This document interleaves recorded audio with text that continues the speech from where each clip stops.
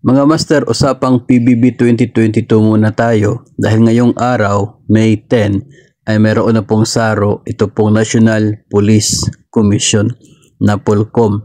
No, para po ito sa 954 qualified officials and employees for the PBB 2022 ng National Police Commission na sakop ng DILG.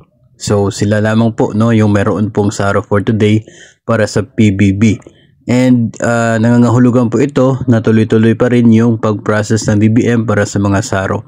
Tayo pa rin po ay patuloy na nagmo-monitor sa releases ng DBM sapagkat marami pa rin po sa inyo yung nag-aabang.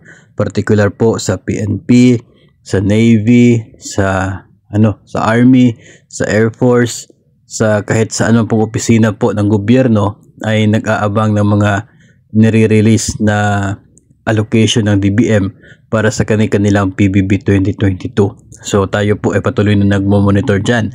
Para naman po sa DepEd ay this day yung deadline sa central office.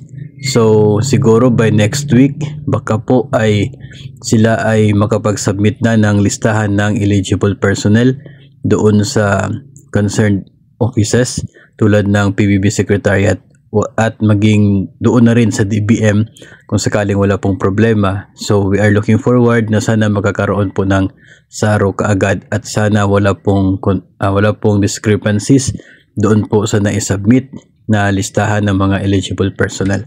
Yun po ang para naman po sa Department of Education. Pero as of today, napolcom muna tayo mga master ang mayroon pong SARO for PBB 2022.